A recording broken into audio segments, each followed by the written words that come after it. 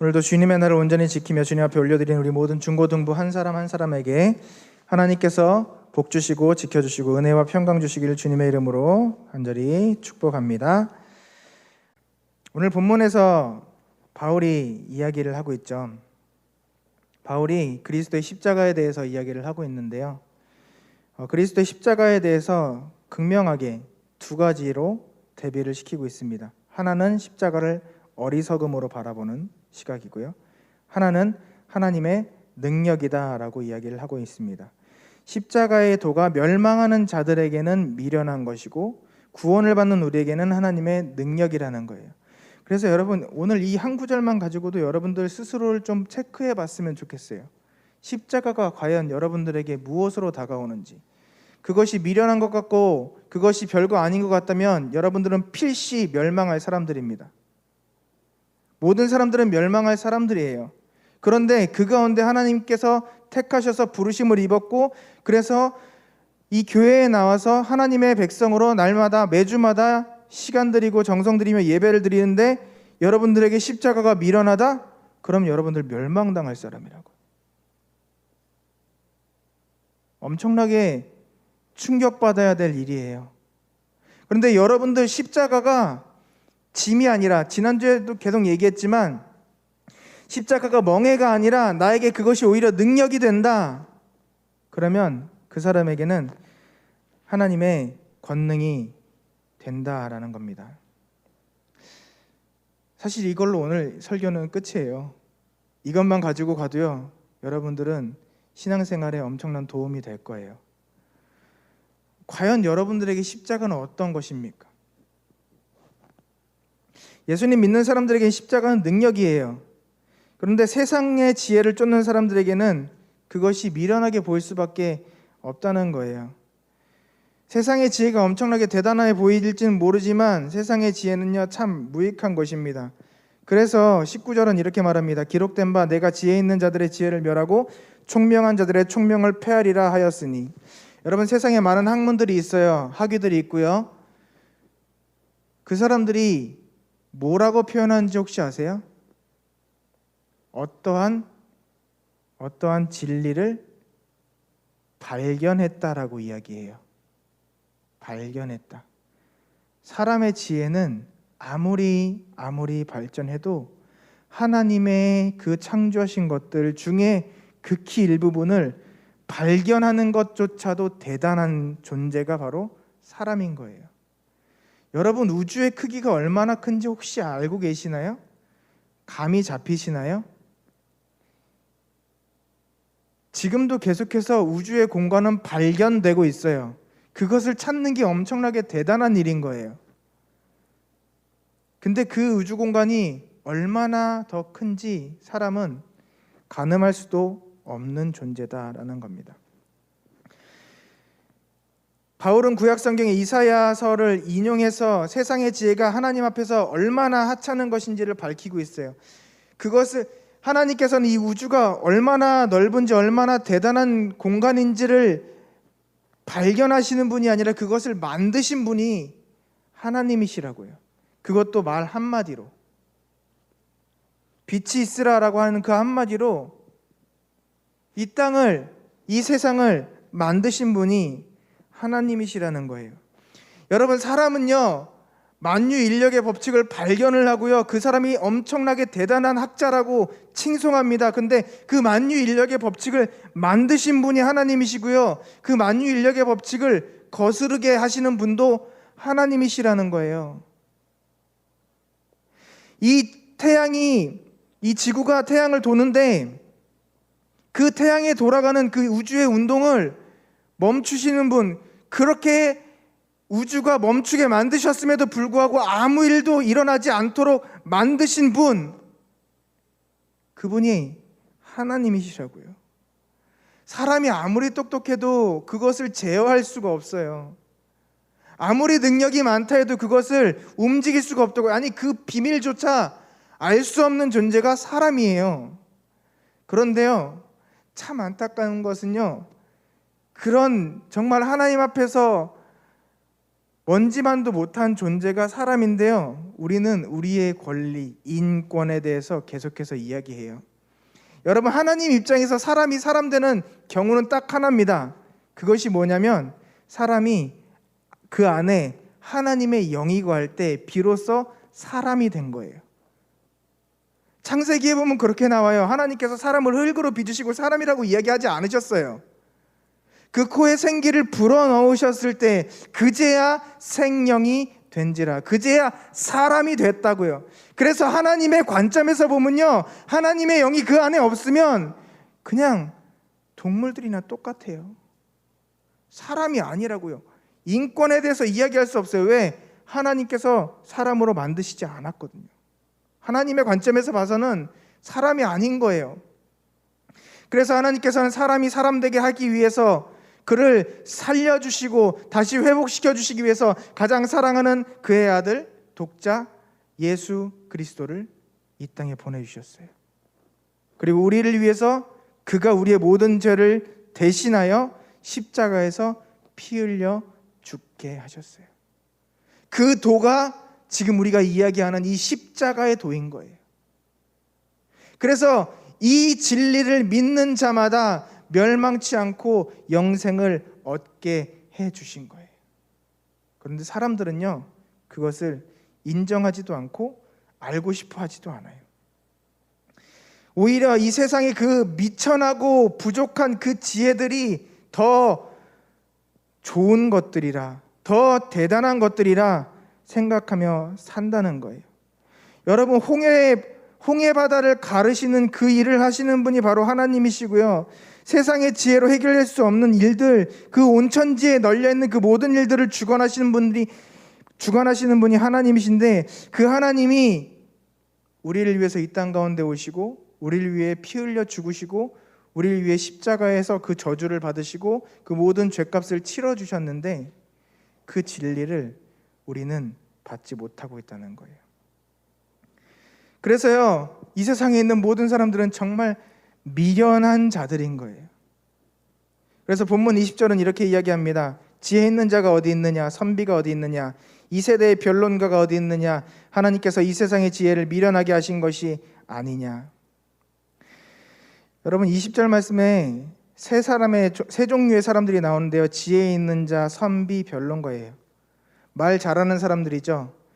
여러분, 그 사회나 역사 공부해 보셨으면 알겠지만 이 당시에 인기 있었던, 지금으로 말하면 인플루언서 같은 사람들, 어떤 사람들이죠? 여러분, 지금 유튜버들, 되게 유명한 유튜버들 좋아하죠. 그 사람들 왜 좋아하나요? 말 잘하거든요. 말 잘하는 사람. 이 당시에 이들은요, 그렇게 잘 나가던 사람들이에요. 세상 사람들에게 존경받았던 사람들이고요, 철학가들 엄청나게 대우받았죠. 소크라테스, 이런 사람들, 왜 우리가 그 사람들을 존경하고 대단한 사람이라고 생각할까요? 그 사람들이 이런 사람들이었거든요. 그런데 그 사람들이 아무리 이렇게 높은 평가를 받았다고 하더라도 하나님의 지혜 앞에서는 아무것도 아니라는 거예요. 그래서 오늘 본문에도 우리가 알고 있듯이, 제가 여러분에게 자주 이야기하듯이, 하나님의 어리석음이 사람의 지혜로움보다 훨씬 낫고 하나님의 연약함이 사람의 강함보다 훨씬 낫다는 거예요. 비교 불가해요. 그런데 사람들은 그 하나님과의 나와의 그 차이, 그 갭을 알지도 못하기 때문에 그나마 우리의 표현으로 비교한 거예요. 하나님의 최저가 사람의 최상보다 훨씬 더 뛰어나다는 거예요. 우리의 쉬운 표현으로 이야기하면 존재가 달라요. 레벨이 달라요. 그래서요, 우리가 하나님을 이해하려고 하면 불가능해요. 여러분, 이 컵에요, 나이아가라 폭포를 집어넣을 수 있을까요? 대답을 한번 해보세요. 여러분, 유튜브에서도 보고 있는 친구들, 같이 예배드리는 친구들, 반응을 한번 좀, 댓글 좀 남겨주세요. 여러분, 이 컵에 나이아가라 폭포를 집어넣을 수 있을까요? 아이고, 불가능하죠. 왜요? 감당할 수 없거든요. 이 컵은요, 요 정도 수준밖에 안 돼요. 여러분들이 얼마나 지혜롭고 얼마나 대단하고 얼마나 똑똑하고 얼마나 난 사람인지는 모르겠지만 여러분들이요, 하나님을 이해하는 것 절대 불가능해요. 저 마찬가지예요. 제가 알고 있는 하나님은 하나님께서 보여주신 만큼, 하나님께서 허락해 주신 만큼이에요. 마치 장님이 코끼리를 만지며 코끼리의 꼬리를 만져보고 이게 코끼리구나, 코끼리의 코를 또 다른 사람이 만져보고 이게 코끼리구나, 또 어떤 사람은 코끼리의 발톱을 만지며 이게 코끼리구나 라고 이야기하면서 서로 세 사람이 코끼리는 털이 있어, 아니야 코끼리는 부드러운 코가 있어, 아니야 코끼리는 단단해, 서로 다른 이야기를 하지만 다 코끼리거든요. 그런 것과 마찬가지로 여러분, 우리는요 하나님을 온전히 이해할 수 없다고요. 그래서 곁다리로 나가는 이야기지만 하나님께서 역사하시는 데 있어서 신학적으로 이게 맞다, 저게 맞다, 이게 정답이다, 이것만이 정답이다, 아니요, 그것만큼 교만한 일이 없는 거예요. 하나님께서 어떻게 응답하셨다, 이렇게 응답하셨다, 저렇게 말씀하셨다, 내가 그것이 정말 하나님의 것으로 내가 받는 것이 아니라면 기도해 주라고 제가 늘 여러분들에게 알려드리죠. 여러분, 사람은요 우리의 지혜로 하나님을 온전하게 다 이해할 수가 없다는 거예요. 그러니까 동일한 관점에서 주님 지신 십자가 이해할 수 없고 내게 주신 십자가도 이해할 수 없어요. 그렇다면 우리는 구원과 전혀 상관없는 지혜를 찾고 있는 거예요. 그래서 사도 바울은 계속해서 21절에 이렇게 이야기하고 있어요. 하나님의 지혜에 있어서 세상이 자기 지혜로 하나님을 알지 못하므로. 그래서 우리는 하나님을 알 수가 없어요. 참 안타깝지만 우리는 하나님을 알 수가 없어요. 하나님을 알 수 있는 방법은 유일하게 딱 하나가 있는데, 그것이 뭐예요? 하나님의 방법으로 하나님을 보여주신 만큼 하나님을 알 수 있는 거예요. 동의하시면 아멘 해보시기 바랍니다. 하나님의 방법으로. 하나님께서 역사해 주시고 하나님께서 일해 주셔야 우리가 하나님을 주로 모실 수 있다는 거예요. 여러분, 그래서요 하나님께서 전도에 미련한 것으로 믿는 자들을 구원하시기를 기뻐하셨도다라고 하고 있어요. 여러분이 아무리 전도 훈련들을 많이 받고요, 아무리 여러분들 전도에 대해서 많이 지식을 쌓아놔도요, 그것으로 전도할 수 있을까요, 없을까요? 없어요. 그 안에 누가 계셔야 돼요? 여러분이 만난 예수님, 여러분이 만난 하나님, 여러분이 만난 성령님, 여러분이 만난 예수 그리스도의 십자가가 있어야 된다고요. 내가 만난 예수님, 나와 함께 하시는 예수님을 전해야 되는 거예요. 그런데 여러분, 왜 전도가 안 되는 줄 아세요? 왜 전도를 할 수 없는 줄 아세요? 참 안타깝게도 교인은 많은데 그리스도인이 없기 때문에 그래요. 교회에 등록한, 교회에 내 이름이 출석부에 적혀있는 교인은 많은데 천국에 내 이름이 적혀있는 그리스도인이 없기 때문이라고요. 이게 정말 안타까운 일이에요. 그래서 제가 여러분들에게 전도하라고 말하기 전에 여러분들부터 예수님 믿으라고 얘기하는 거예요. 여러분, 진짜 예수님 믿는 사람은 예수님을 전할 수밖에 없어요. 왜? 내 안에 계신 주님이 나에게 그 사명을 감당하게 하시기 때문에. 지난주에 말씀드렸잖아요. 내 멍에를 같이 메고 가자라고 말씀하시기 때문에. 그런데 여러분들이 왜 전도할 수 없는 줄 아세요? 여러분들이 예수님을 만나지 못했거든요. 여러분이 그 십자가를 모르거든요. 정말 미안한데 과연 이 가운데 몇 명이나 천국에서 다시 얼굴을 마주할 수 있을까요? 저는 이 자리에 있는 모든 분들이 천국에서 다시 만날 수 있기를 주님의 이름으로 간절히 소망합니다. 하나님께서 저에게 맡기신 사람들 같이 천국에서 만나면 되는 거예요. 근데 제 개인적인 바람은요, 여기 있는 모든 분들이 같이 만났으면 좋겠어요. 저를 포함해서. 근데 여러분들 안에 예수님이 안 계시다면, 여러분들 안에 예수 그리스도의 십자가가 없다면, 여러분들이 이 교회를 10년, 100년, 1000년을 다녀도 저 천국에 들어갈 수가 없어요.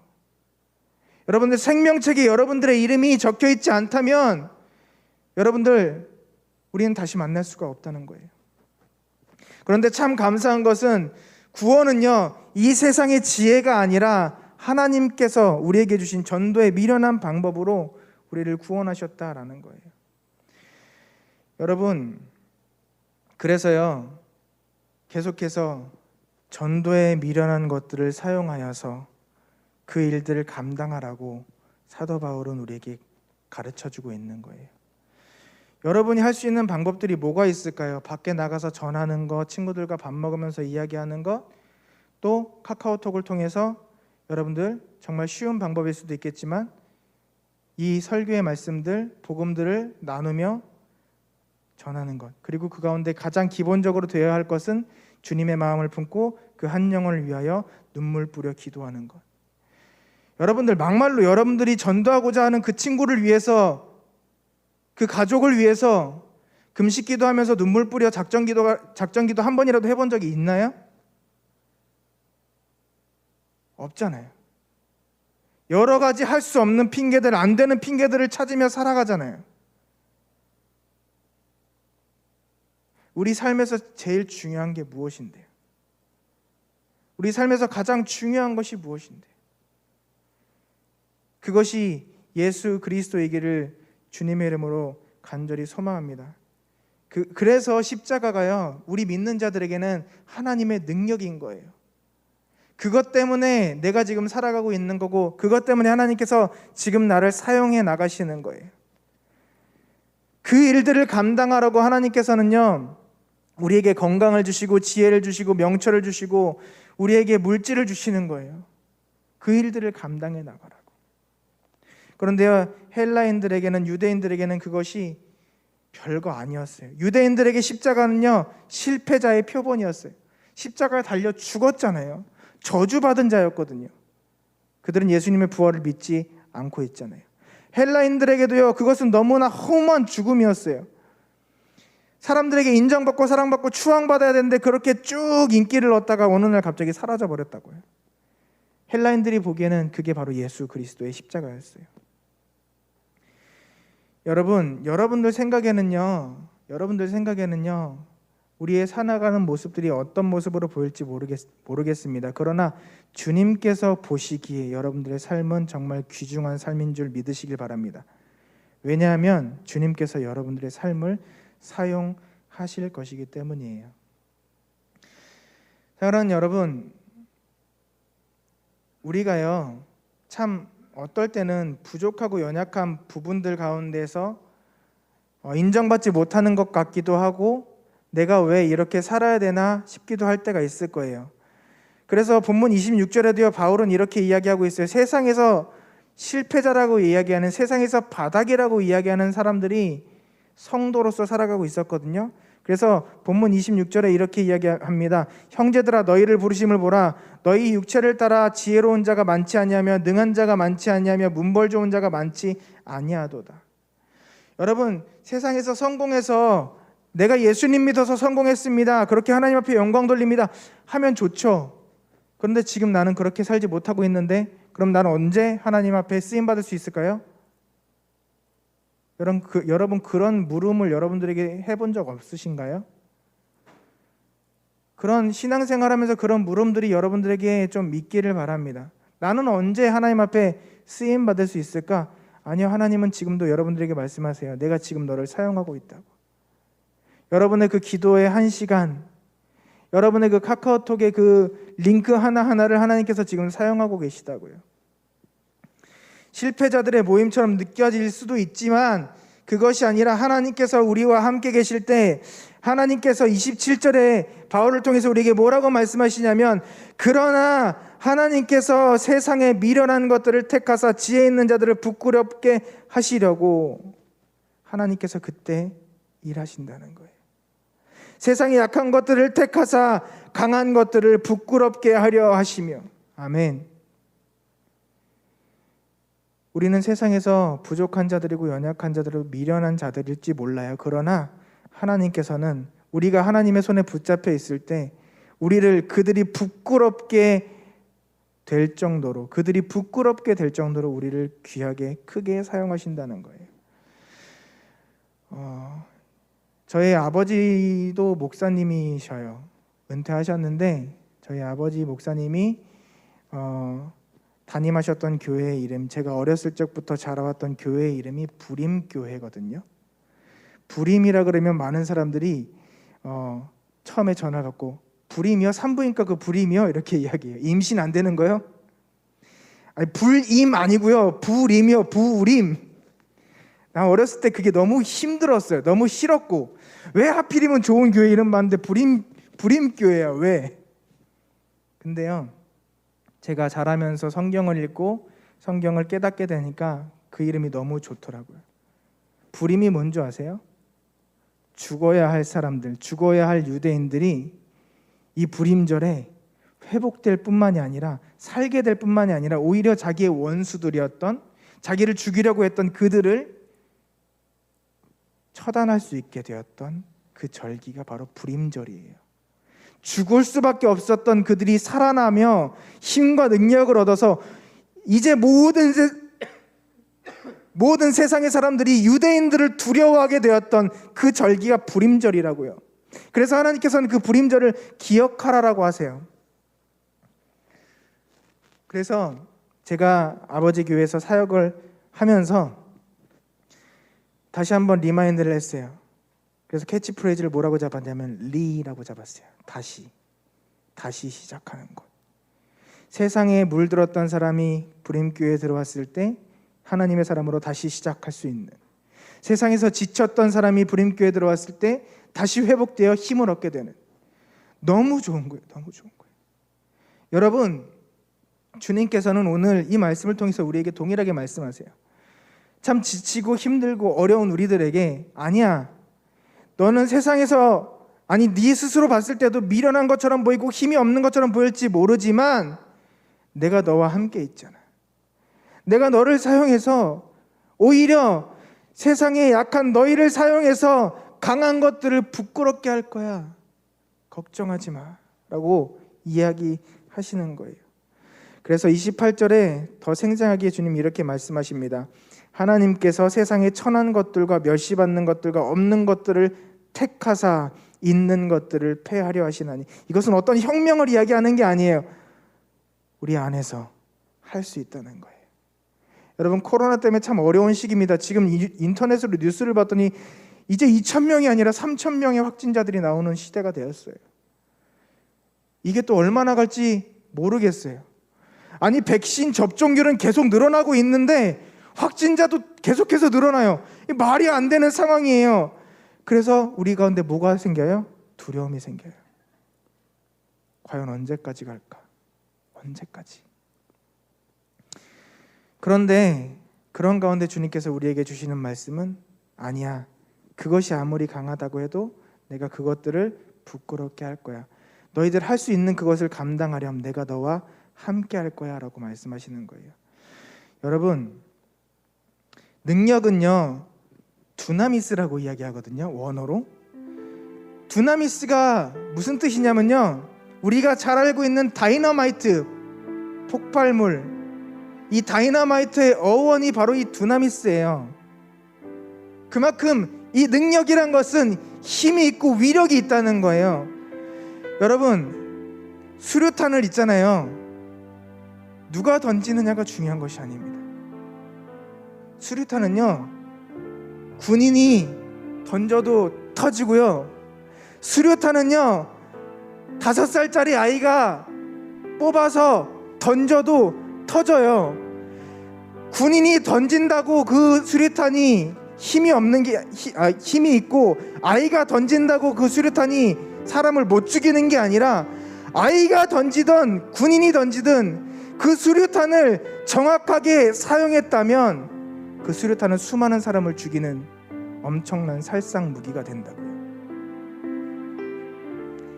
우리가 정말 주님을 바로 믿고 있다면, 내 직분이 목사가 아니라도, 내가 우리 교회에 30년 40년 다닌 게 아니라도, 내가 예수님을 만났고 내 안에 주님이 계시다면, 나를 통해서 일하시는 그 주님이 나를 통해 복음을 증거하신다면, 죽어가는 영혼들에게 반드시 생명이 소생되어지는 역사가, 능력이 나타나게 될 줄 믿습니다. 내가 정말 만난 주님을 증거할 수 있는 어떤 방법으로든 카카오톡으로 공유하는 거라도 괜찮다니까요. 줌으로 대화하는 것도 괜찮다니까요. 어떤 방법을 사용하든 예수 복음 증거되어지는 일에 우리 부산영락교회 중고등부가 쓰임받기를, 여러분이 쓰임받기를 주님의 이름으로 간절히 소망합니다. 우리의 삶이 천국을 향해 나갈 때 나 혼자 걷는 것이 아니라는 것, 나 혼자만 그 길을 걸으라고 우리에게 그 길을 허락하여 주신 것이 아니라는 것 기억하시면서 함께 나에게 허락하신 그들을 손을 붙잡고 그들을 이끌어 의의 길, 생명의 길, 영원한 평강의 길로 함께 걸어갈 수 있는 우리가 되기를 소망합니다. 우리 기도하며 응답받아서 그 주님의 뜻 증거하며 살아갈 수 있는 우리 중고등부 되기를 바라면서요, 우리 결단하며 기도하겠습니다. 하나님, 그렇습니다. 내가 사명 감당하겠습니다. 나를 사용하여 주시옵소서. 우리 함께 통성으로 기도합니다. 주여